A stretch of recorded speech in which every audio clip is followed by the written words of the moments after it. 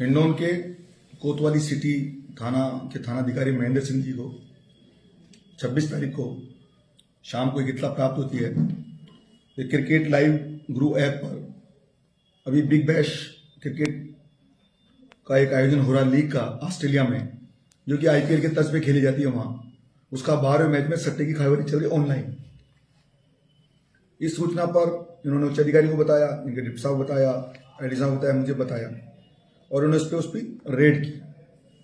दबिश देने के बाद 3 लोग मौके पे प्राप्त हुए, 3 लोग मिले। उनसे पूछताछ की मौके पे 6 मोबाइल उन्होंने जब्त किए। पूछताछ में उन्होंने बताया सारी चीजों खुलासा हुआ कि ऑस्ट्रेलिया में बिग बैश का लीग चल रही क्रिकेट की और अभी 12 मैच चल रहा है और ये PRH वर्सेज HBH 2 टीमों के मध्य खेला जा रहा है और उसके हम ऑनलाइन खाईवारी कर रहे हैं। तो उनसे पूछा तसल्ली दे कि भाई ये इसका आगे की प्रक्रिया क्या है। तो उन्होंने प्रकट किया एक शोएब नाम के व्यक्ति ने कि मेरे मोबाइल नंबर से मैं करौली में अमीनुद्दीन है जो कि सट्टे का कारोबार 5-6 वर्षों से कर रहा है, उसको मैं उतरा देता हूं। और उसके पश्चात वो कहीं आगे भुसावर के अंदर उतराते हैं। इस प्रकार आगे भुसावर से कहीं और जाता है जिसकी आगे हम तहकीकात करेंगे। सूचना पर उनको दस्तयाब किया गया, गिरफ्तार किया, कार्रवाई की गई, हिसाब चेक किया। 18 लाख रुपए का ऑनलाइन सट्टे का कारोबार पाया गया। सारा ट्रांजैक्शन फोन पे से हो रहा है, ऑनलाइन पेमेंट है। तो उसका रिकॉर्ड प्राप्त किया। उसके पश्चात इन्होंने जब उसकी FIR दर्ज करी थाने पे, FIR दर्ज करने के पश्चात इन्होंने उस सूचना के आधार पर और साक्ष्य के आधार पर अमीनुद्दीन को भी नामजद किया गया। कल अमीनुद्दीन उर्फ अमीन, जो कि पहले यहाँ पे करौली में पूर्व चेयरमैन के सुपुत्र हैं और पहले से 5-6 साल से कार्रवाई कर रहे हैं सट्टे की।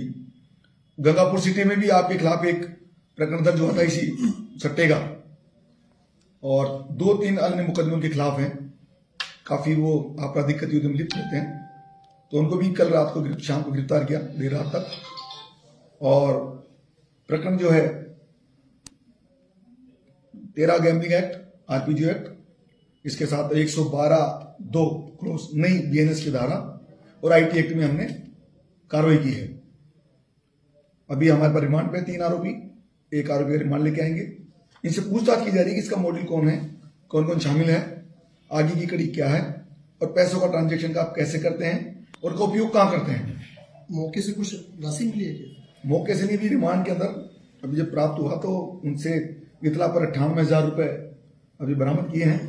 18 लोगों के हिसाब जो कि बैंकों में आगे कार्रवाई में इसके साथ हम FIR के साथ आगे जोड़ेंगे, उनके कैसे वसूली करते हैं, एक प्रक्रिया का विषय है।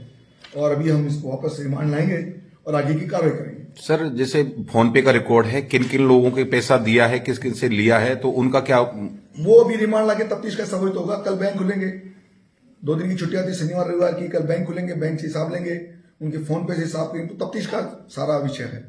यानी सर जो लेन देन में शामिल है वो भी आपकी कार्रवाई के निशाने पर है जी। एक बार हम आ जाए किस प्रकार का लेन देन, कितने लोग लेन देन कर रहे हैं। हालांकि अमीनुद्दीन ने अपनी पूछताछ से बताया है, अमीनुद्दीन ने जब उससे पूछताछ की, उन्होंने बताया कि मैंने रशीद नाम के व्यक्ति को और शोएब से मेरा डायरेक्ट संपर्क है। जो शोएब इसके अंदर तीसरा व्यक्ति है, एक नाम राजेश कल्ला है, एक प्रशांत है, फिर एक शोएब, 3 को पकड़ा।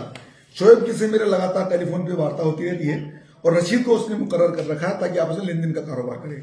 अब रशीद, शोएब और अमीनुद्दीन तीनों के बीच की कड़ी में उन्होंने बताया कि हमारे 2,000, 4,000, 5,000 का सट्टा लगता है और फिर उस प्रकार उनका आपस में हम जो मेहनताना होता है, किस किस को मेहनताना देना होता है, किसका हिस्सा क्या होता है, वो कैसे बंटवारा करते हैं, वो सब हम उस तफ्तीश का हिस्सा है, जिसका हम खुलासा शीघ्र करेंगे जी। ऐसा कहा जाता है कि राजनीतिक वर्चस्व के कारण इस व्यक्ति पर पूर्व में कोई प्रभावी कार्रवाई नहीं हो पाई थी, तो अब क्या कोई ऐसी प्रभावी कार्रवाई हो पाएगी इस पर?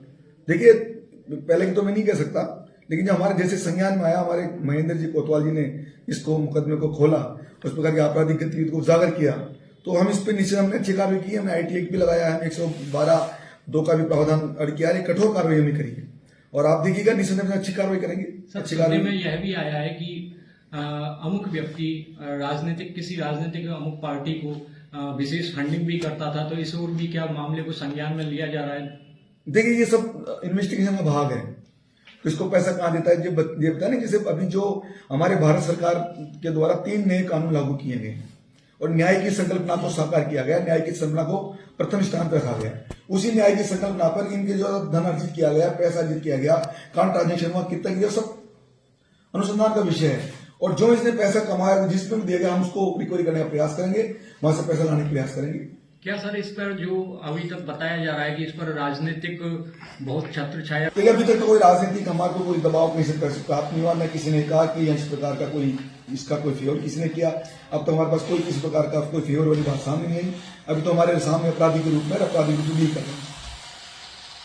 ठीक है, थैंक यू सर।